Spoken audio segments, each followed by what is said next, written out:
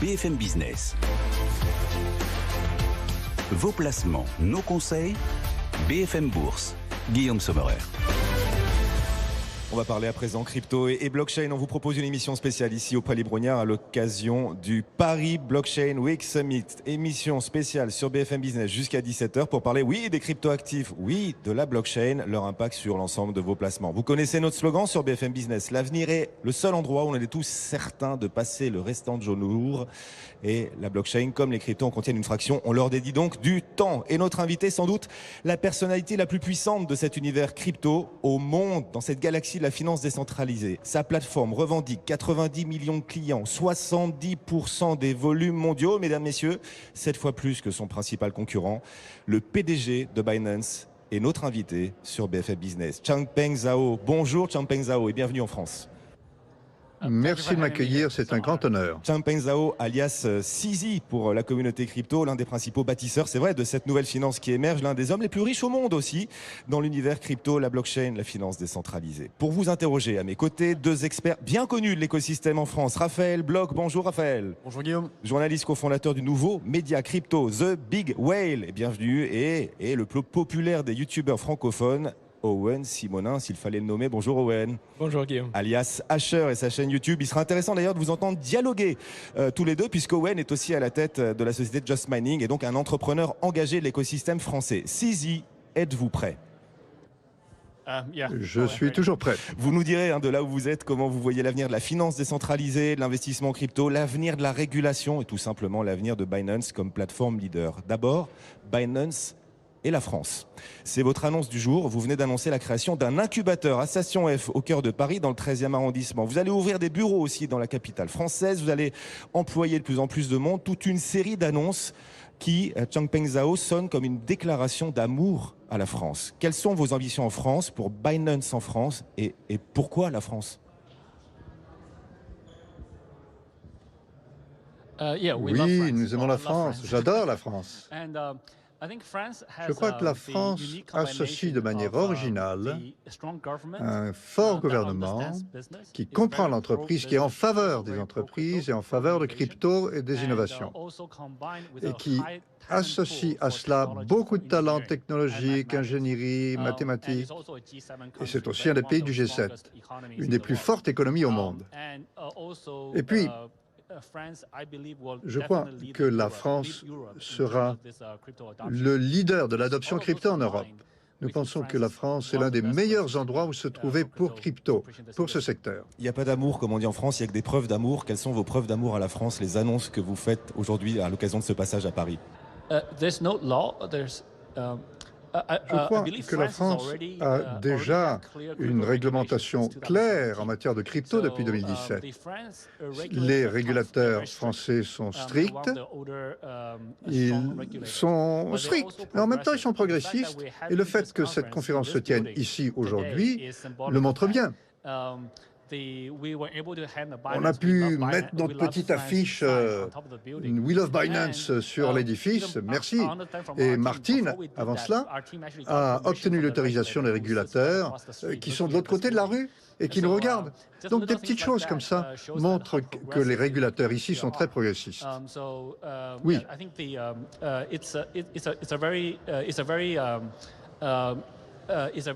Je crois que c'est un cadre très pro-entreprise. Du coup, ces annonces, la création, c'est ça, dites-moi, la création d'un incubateur dans le 13e arrondissement de Paris, des bureaux à venir aussi au cœur de la capitale française, est-ce que vous pouvez détailler ces annonces et voilà, ces preuves d'engagement que vous voulez apporter aujourd'hui à ceux qui nous suivent sur BFM Business? Oui, nous sommes très engagés. On a déjà un bureau à Paris, à 10 minutes d'ici, je crois. On a 50 personnes qui travaillent pour nous. Ça, c'est notre équipe. Et puis, on a assuré la transparence avec les régulateurs. On a annoncé aujourd'hui qu'on avait un partenariat avec Station F pour les incubateurs, et on aura notre propre espace à l'intérieur de Station F, et on travaillera avec eux pour choisir les projets les plus porteurs. Et nous allons suivre ces entrepreneurs qui font des projets Web 3 et les aider dans leur croissance. Tels sont certains des engagements, des petites contributions que nous avons apportées. Il y en a beaucoup d'autres. Vous parlez d'incubation pour des projets français à Station F. Allez-vous attribuer des ressources pour le développement de ces projets? Et si c'est le cas, quelles sont ces ressources que vous allez attribuer? Oui, nous pouvons aider les projets Web3 en particulier de nombreuses manières. C'est probablement notre équipe qui a le plus d'expérience en matière de conception de jetons. On peut leur dire quelles sont les bonnes conceptions. On a une période de vesting de 10 ans. Ainsi, les utilisateurs, c'est plus facile pour eux. Les investisseurs ne vont pas décamper au bout de 2 ans. Et on peut les aider à faire la première vente de jetons, l'IEO. On a beaucoup d'utilisateurs, donc plus de crédibilité. Et puis, si un projet décolle, on peut les introduire en bourse, leur fournir des liquidités. Donc, pour toutes ces raisons, on peut les aider à partir du jeton, du côté jeton. Et puis aussi, on a des forts entrepreneurs chez nous qui peuvent être des mentors pour aider ces gens-là à résoudre leurs problèmes, les lier à d'autres. On a des liaisons avec la plupart de ces gens-là. On peut les assurer la passerelle avec les régulateurs, résoudre les problèmes, parce qu'on a subi beaucoup d'examens de la part des régulateurs et maintenant on a une forte équipe conformité. Pour toutes ces raisons, on est prêt à les aider. Une période de vesting de 10 ans, ça va changer certaines habitudes. Comment est-ce qu'un entrepreneur français qui a un projet dans le monde de la blockchain et des crypto-monnaies peut vous approcher pour essayer d'avoir sa chance d'être incubé à vos côtés à Station F? Oui. D'abord, on a une équipe ici. Ils peuvent communiquer avec notre équipe facilement. Par ailleurs, pour les entrepreneurs, vous savez, je veux d'abord que notre équipe investissement s'implique et pour tout projet où on investit, qu'on incube, chacun peut communiquer pratiquement avec moi, donc ils peuvent pratiquement m'envoyer un message. Ça, c'est surtout les projets qu'on choisit. Malheureusement, il y a beaucoup d'entrepreneurs à travers la planète qui veulent m'envoyer des messages. Je ne peux pas répondre à chacun d'entre eux. Mais je suis toujours disponible pour tous nos projets portefeuille, y compris en France. En France, vous savez qu'il y a déjà plusieurs grosses entreprises de l'écosystème crypto. On pense à Ledger ou Sorare. Est-ce que vous avez à nous citer d'autres entreprises pour vous qui sont très prometteuses sur le territoire français? LVMH, en tout cas, est remarquable. Mais il y a beaucoup d'autres sociétés technologiques, Ledger, l'une des plus importantes,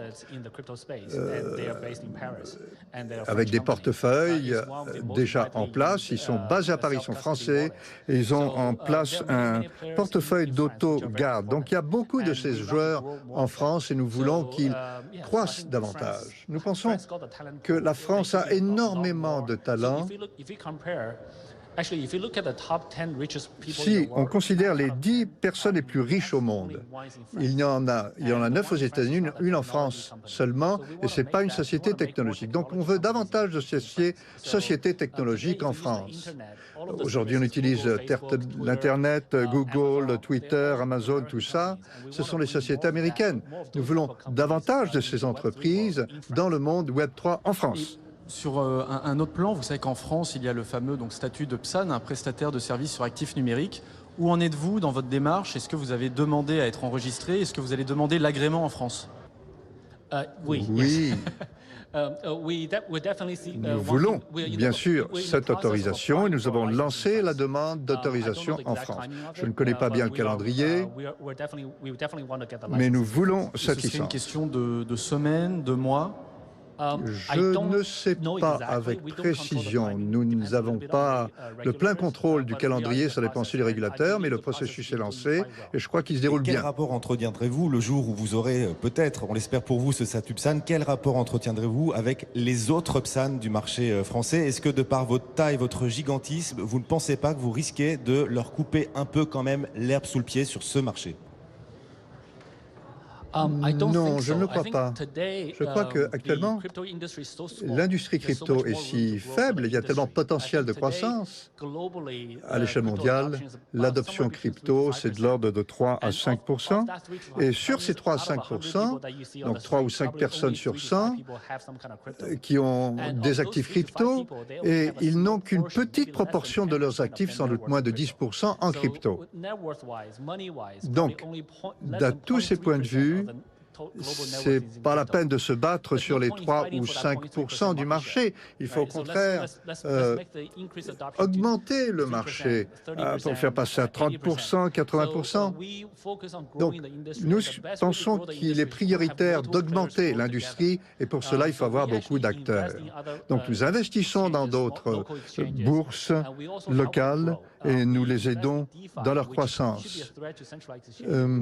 Nous voulons assurer leur croissance et nous voulons que ces portefeuilles d'auto-garde, nous voulons être leurs partenaires, nous voulons être partenaires de Langer, nous voulons promouvoir l'ensemble de l'industrie. Nous ne voulons pas être un monopole, parce que crypto, ça ne marche pas avec un seul prestataire. En fait, il y a des milliers de bourses à travers le monde et nous sommes simplement l'une des plus grandes. Donc finalement, vous êtes plus dans une approche qui vous pousserait à créer des passerelles avec les acteurs français et européens plutôt que d'être dans une stratégie d'acquisition d'acteurs étrangers. Mais nous ne sommes pas du tout opposés au M&A et des investissements où nous serions actionnaires minoritaires. Nous sommes ouverts à tout ça. On a différentes filières. On peut investir dans les acteurs, être des acteurs, et puis faire des offres en même temps. Binance a l'intérieur a plusieurs équipes qui sont en concurrence et qui se marchent sur les pieds. Pour un produit, on peut avoir 3 équipes qui sont en concurrence. Un qui commence à faire ceci, l'autre qui va redéfinir ses objectifs. Donc on a plusieurs équipes sur un projet. Nous pensons que plus il y a d'options pour l'utilisateur, en fin de compte, l'utilisateur va choisir les meilleures options. Donc on suit toujours différentes initiatives en même temps. Nous sommes très ouverts à investir dans des bourses françaises, mais très honnêtement parlant, il n'y a pas tellement de bourses locales ouvertes aujourd'hui. Donc c'est un marché qui débute et nous voulons davantage d'acteurs. On le rappelle, Changpeng Zhao, CZ, le PDG de Binance, est notre invité exceptionnel aujourd'hui sur BFM Business. Merci d'avoir répondu à notre invitation. Vous annoncez tous ces investissements, un incubateur à Station F, de nouveaux bureaux à Paris, des emplois créés à l'avenir et davantage par Binance. Très bien. Est-ce que tout cela est conditionné au résultat de la présidentielle qui se joue? Vous intervenez, vous faites ces annonces en pleine présidentielle. Est-ce que le résultat de cette présidentielle pourrait impacter ces annonces que vous faites aujourd'hui? Est-ce que ces annonces sont au contraire inconditionnelles? Non, j'espère que ça ne dépendra pas de ça. Je crois que, quel que soit le président, un gouvernement doit être en faveur de la croissance. C'est important pour chaque citoyen. Et je crois que Web3, blockchain, crypto, c'est fondamental pour la croissance à venir. C'est une technologie monétaire nouvelle qui permet de créer une meilleure monnaie. C'est important pour l'avenir de la FinTech et pour tout secteur financier, particulier, futur traditionnel, gaming, etc. Je crois qu'il faut encourager la croissance et pour cela, il faut encourager ce secteur. Je ne connais pas la politique locale, il y a tellement de pays, je ne peux pas tout connaître. Mais jusqu'à présent, le gouvernement actuel, avec Macron à la présidence, a fait un travail extraordinaire. Quels que soient les résultats de l'élection, je pense que ça va continuer. Avec ces grosses annonces en France, est-ce que vous n'avez pas peur parallèlement quand même de l'impact de la régulation européenne? On parlait là de la présidentielle, mais il y a aussi l'impact réglementaire à l'échelle européenne. Il y a un proverbe chinois qu'on aime bien qui dit « Quand le vent souffle, certains bâtissent des murs, d'autres des moulins ». La réglementation MiCA et les règles à venir en Europe constituent-ils des murs? Viennent-ils perturber le potentiel du secteur en Europe ou au contraire, y voyez-vous un moulin et une démarche constructive? Oui, nous avons une perspective à long terme, équilibrée. Il arrivera que certains nouveaux règlements seront trop stricts pour notre secteur, d'autres sont trop souples. Donc il y aura un petit peu des montagnes russes, des oscillations qui vont se produire jusqu'à ce qu'on parvienne au bon équilibre. Nous pensons que ça va prendre du temps, des années. Peut-être même des décennies. Mais dans ce secteur, nous avons une stratégie à long terme. Nous avons cette mentalité, nous pensons que certains règlements sont trop négatifs. Ça ne fait rien, on peut s'en accommoder. On peut travailler avec les régulateurs pour retrouver un équilibre. Ça prendra des années pour que ça parvienne à un bon équilibre. Et puis on a l'énergie pour tenir la route. Owen. Vous êtes le plus gros exchange au monde et vous gérez naturellement les plus gros volumes financiers dans le monde de la blockchain et des crypto-monnaies. Que répondez-vous aux gens qui vous parlent de blanchiment d'argent? Vous savez, actuellement, le blanchiment d'argent est très inférieur sur crypto. Chain Analysis, c'est une société qui a une bonne réputation, qui est utilisée par le FBI, la CIA, etc. Le Trésor. Et début janvier, ils ont fait un rapport annuel pour 2021. Et en 2021, 0,15% seulement des transactions étaient peut-être associées à des activités illicites. 0,15%. En même temps, en ce qui concerne un rapport des Nations Unies concernant les monnaies fiduciaires, de 2 à 5%, ils seraient associés. Donc c'est beaucoup plus important. Donc de l'ordre de 5 000 milliards de dollars. Ainsi, à partir de ces chiffres, on s'aperçoit que les autorités devraient encourager les gens à utiliser les cryptos parce qu'il est beaucoup plus difficile de les détourner vers des activités illicites. Donc, c'est beaucoup plus difficile. Malgré ces faibles statistiques, quels sont les outils que vous avez mis en place pour lutter justement et pour essayer finalement d'empêcher ce 0,15% de transactions illicites? Il y a de nombreux dispositifs mûrs que nous mettons en œuvre. Chain Analysis, Elliptic, TRM, on utilise ces dispositifs pour scanner chaque opération. Mais en plus, c'est très important, on a une équipe très solide.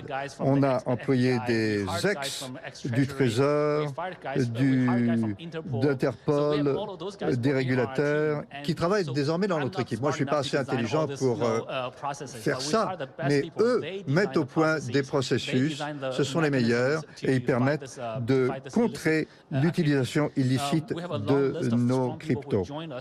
Nous recrutons les anciens de ces organes de tutelle et nous faisons ça beaucoup mieux que les banques. C'est plus facile à tracer dans la crypto. Quand vous êtes en France comme ça et également en Europe, est-ce que vous rencontrez des politiques, des responsables politiques de très haut niveau? Vous avez évoqué le chef de l'État français et également sur la réglementation, est-ce que sur MiCA, donc la nouvelle réglementation qui arrive en Europe, est-ce que vous avez eu l'occasion d'en discuter avec des responsables politiques? Oui. Ça a évolué ces dernières années. Il y a 2 ans, si j'allais dans un pays, en général, le chef d'État me parlait. Enfin, ça dépendait du pays. L'année dernière, pratiquement partout, on a pu parler au chef d'État, aux tutelles, aux responsables des tutelles, donc à l'AMF en France. Et j'ai rencontré le président Macron de temps en temps, brièvement. Il soutient tout à fait le secteur. C'était en novembre dernier. Donc, on a ces canaux de communication à très haut niveau. Et puis, ce qui est important, c'est que ces conversations portent sur la question de savoir comment on peut amener la crypto dans ce pays, comment on peut lancer les entrepreneurs, réglementer, comment assurer la croissance de l'industrie. Un point qui m'inquiète beaucoup avec la régulation européenne, c'est qu'elle propose pour l'instant de restreindre les unhosted wallets. Pensez-vous qu'un utilisateur devrait garder le droit d'utiliser sa crypto-monnaie sur son propre portefeuille sans justification d'identité? Je crois que ces réglementations sont trop strictes. Nous parlons aux tutelles pour faire valoir notre point de vue en leur disant qu'il faudrait trouver une autre manière de réglementer ça pour que l'utilisation soit plus conviviale. Parce que ça met en cause l'expérience d'utilisation et ce n'est pas très efficace comme réglementation. Ça veut dire qu'un utilisateur va devoir faire passer les fonds sur son propre portefeuille et puis en un deuxième temps, envoyer ça ailleurs. Donc ça fait 2 aspirations au lieu d'une. C'est pas super difficile, c'est un peu ambigu, mais en même temps, c'est pas efficace. Donc, il faut des outils de suivi plus forts pour pouvoir déterminer quelles sont les activités illicites. Donc, il y a souvent une éducation à faire. Ça arrive, Mais ce qui est important, c'est que les tutelles regardent ça, ils sont actifs. Donc, dans le pire des cas, ils ne nous répondent pas, mais là, on a des canaux de communication avec eux. Il y aura toujours des cas où ça sera trop strict ou trop lâche, mais il faudra s'en accommoder. On est ensemble sur BFM Business, on arrive presque à la moitié de cet entretien. On vous rappelle notre prestigieuse invitée, Changpeng Zhao, le PDG de Binance, nous accompagne. Binance, c'est simple, 90 millions d'utilisateurs revendiqués, 7 fois plus que son principal concurrent, 70% du volume mondial dans cet univers crypto, finance décentralisée. Un univers, Changpeng Zhao, qui porte sa part d'ombre, comme tous les univers, sa part de lumière aussi, voire de fantasmes et de rêves, d'espoir. Pourquoi les États doivent-ils prêter autant attention à votre écosystème? Vous êtes l'une des salles des machines de ce monde, cette nouvelle finance qui tente de se construire. Quels sont les potentiels de transformation des cryptos, de la blockchain, de la DeFi? Si on devait donner des exemples concrets de ce que tout cet univers pourrait, ainsi que le Web3, concrètement transformer et changer dans le monde. Je crois qu'il n'y a un impact fondamental que cette technologie pourrait avoir. L'Internet a démocratisé l'information. Cette techno pourrait démocratiser l'accès aux services financiers à l'argent et beaucoup d'autres choses encore. Et donc, ça a des retombées énormes sur l'économie, sur le bien-être des gens. Je crois que c'est normal que les gens s'y intéressent. Cela montre qu'il y a un impact, qu'il y a une contribution éventuelle de cette industrie à la société. Nous avons eu la chance de commencer au bon moment. On avait un bon produit, un bon service aux clients et un bon équilibre et les gens nous ont fait confiance. Et nous voulons continuer de faire partie de cette évolution. Binance a une approche mondiale, comme vous l'avez rappelé, vous êtes présent à peu près partout sur la planète. Aujourd'hui, en 2022, quelle est pour vous la région la plus dynamique au niveau des cryptos? Il y a pas mal de régions à travers le monde. Dubaï, Bahreïn, le Moyen-Orient a été très progressif ces derniers mois. Ils ont évolué très rapidement. La France se débrouille très bien en organisant des conférences comme celle-ci, et puis la communication avec les tutelles a été très positive. Et puis il y a d'autres pays en Europe tels que le Portugal qui est très pro-crypto, Gibraltar, la Suède, la Suisse est pro-crypto depuis longtemps. En Amérique latine, il y a le Salvador qui a reconnu le cours légal du crypto. Et puis, ces derniers mois, j'ai été au Brésil, en Argentine, en Uruguay. Aucun de ces pays n'est anti-crypto. Donc il y a une évolution. Et nous sommes très optimistes par rapport à l'avenir de ce secteur. Nous voulons continuer de travailler encore davantage avec différents pays. Je voudrais vous dire que je vais passer l'été à Paris cette année. On est en plein conflit toujours en Ukraine. Vous voyez un impact de cette guerre, je ne sais pas, sur le marché ukrainien par exemple, un rapport aux cryptos qui évolue, vous voyez ça peut-être sur les volumes, en Russie peut-être éventuellement aussi. Enfin, est-ce que là-dessus, vous pouvez nous apporter un point de vue sur l'impact de ce conflit, mais par le prisme crypto, blockchain, etc. Oui, sur la guerre en Ukraine, deux, trois choses. D'abord, nous sommes complètement contre la guerre, contre les dictateurs qui commencent des guerres. La guerre, c'est le mal absolu. Donc nous sommes très en faveur de cette population ukrainienne et c'est pour ça qu'on a travaillé pour les aider. Nous sommes, je crois que nous sommes la seule entreprise qui a donné plus de 10 millions de dollars et nous allons augmenter cette contribution.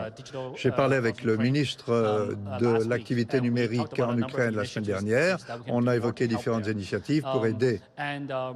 En fait, l'Ukraine va à fond la caisse sur l'adoption de crypto.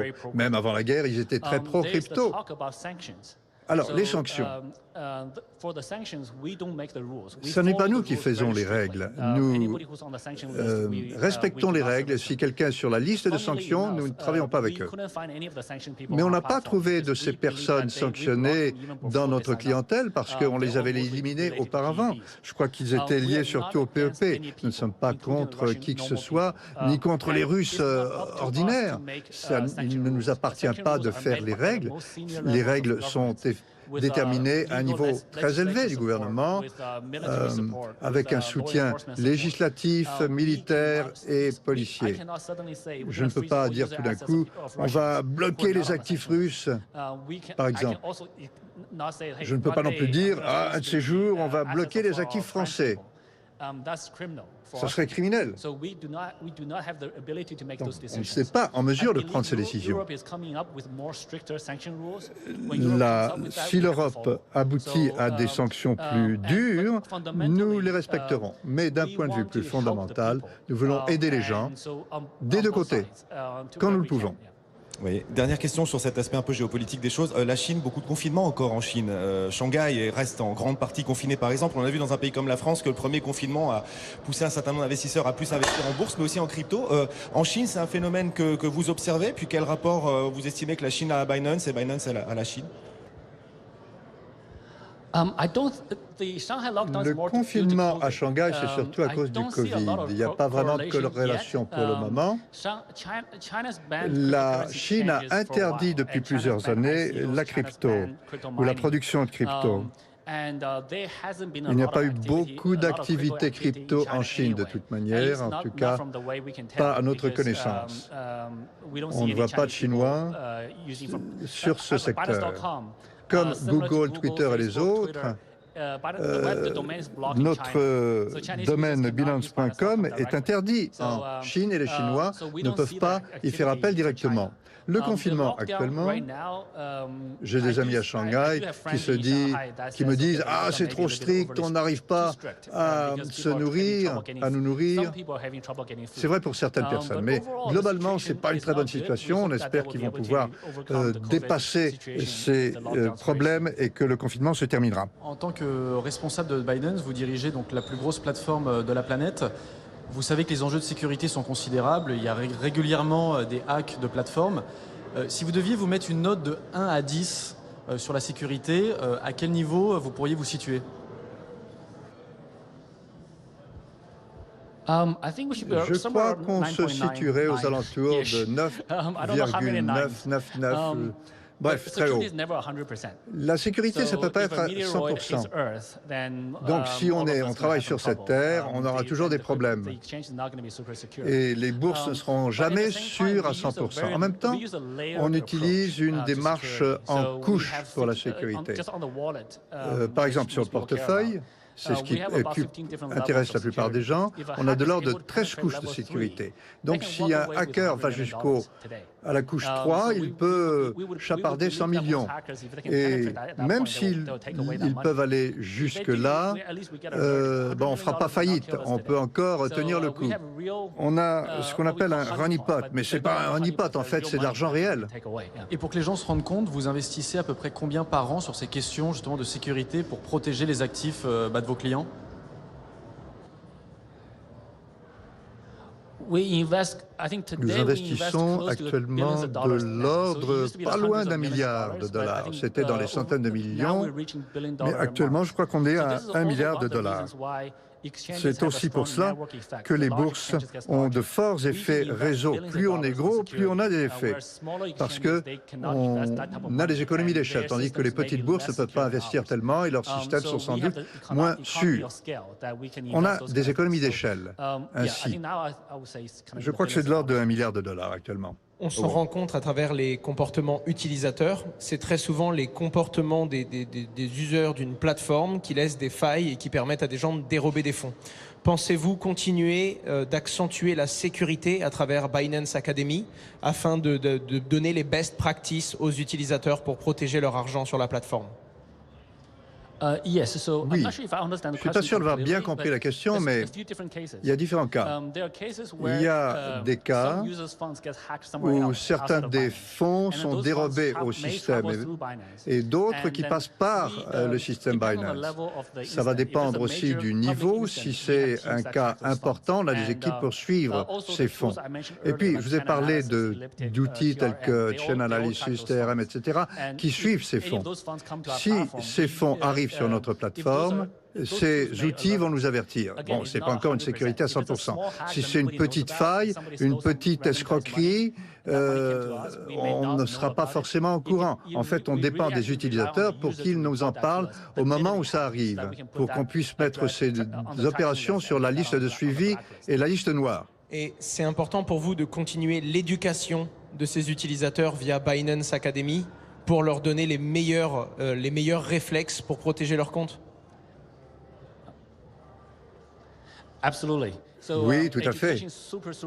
Donc, l'éducation, c'est extrêmement important pour les utilisateurs. C'est pour ça qu'on a plusieurs programmes d'éducation.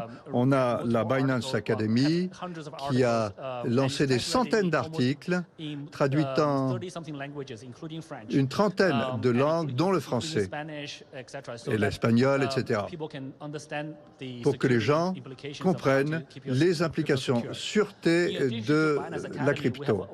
Et puis à l'Académie, on a ce qu'on appelle le Binance Masterclass en personne. Et l'année avant le Corona, on a eu 350 classes. Donc chaque jour, il y avait une classe. On a fait ça dans une région pilote en Afrique et à chaque classe assistaient plusieurs centaines de personnes. Pendant le Covid, on était en ligne avec de 1000 à 2000 personnes. Donc c'est quelqu'un qui va évoquer différents sujets, essentiellement des questions de sécurité très fondamentales. Nous travaillons avec des universités, notamment à Paris et d'autres pays d'Europe. Il s'agit de cours universitaires qui sont introduits chez nous et qui nous permettent d'enseigner ce qu'on sait. On a aussi un programme de bourse. On donne des bourses à des gens pour qu'ils aillent à l'université et avec une exigence supplémentaire, passer un test blockchain. Donc on a différentes initiatives, différents fers au feu. Et ça, il faut le poursuivre, il faut continuer d'investir là-dedans. Raphaël. Oui, dans le Palais Brongniart, bon, vous savez qu'il y a encore quelques années se trouvait la Bourse de Paris. Aujourd'hui, comment vous voyez en fait votre relation avec les acteurs de la finance traditionnelle, les acteurs financiers comme Euronext, on pense aussi au NYSE à New York? À New York, beaucoup des établissements traditionnels entrent dans la crypto. Dans différents pays, les réglementations sont différentes. À New York, c'est les États-Unis, c'est la tutelle américaine. Moi, je ne passe pas tellement de temps là-dessus. Mais il y a de plus en plus d'établissements traditionnels qui viennent à la crypto.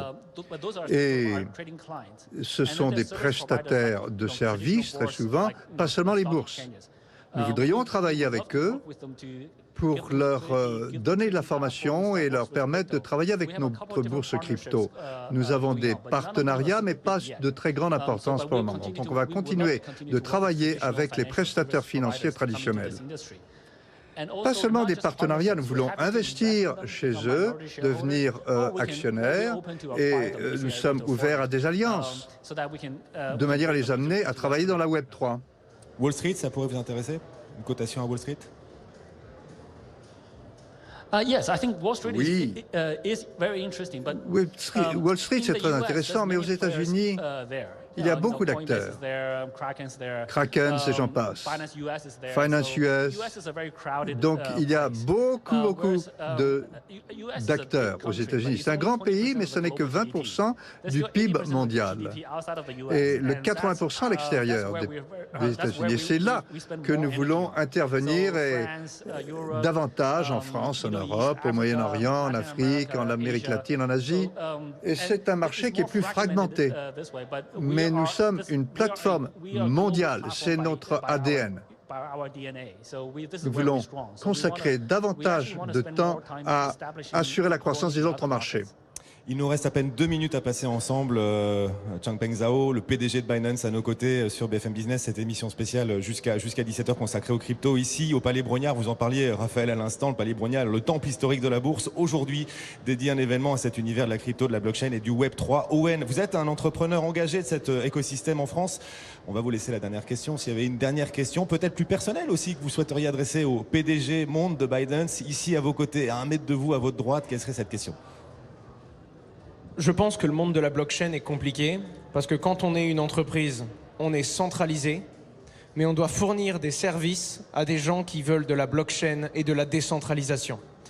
Que répondez-vous à quelqu'un qui vous dit qu'il préfère conserver sa crypto-monnaie sur son propre portefeuille?